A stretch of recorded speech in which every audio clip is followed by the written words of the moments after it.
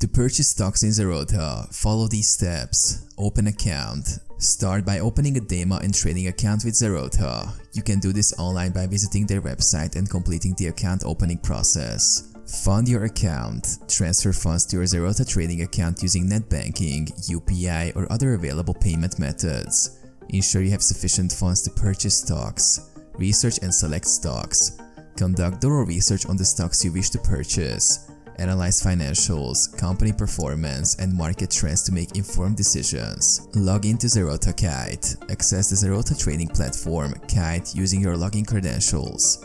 Kite is user-friendly and offers various features for trading and analysis. Place order. Navigate to the stock you want to purchase and enter the quantity and price at which you wish to buy. You can place market orders, limit orders, or other order types as per your preference. Review order. Double-check the details of your order before submitting it. Ensure the quantity, price, and order type are correct. Confirm purchase. After reviewing, confirm your purchase order. Once executed, the stocks will be credited to your demo account. Monitor investments. Keep track of your investments using the Zerodha platform. Monitor stock performance and market trends regularly.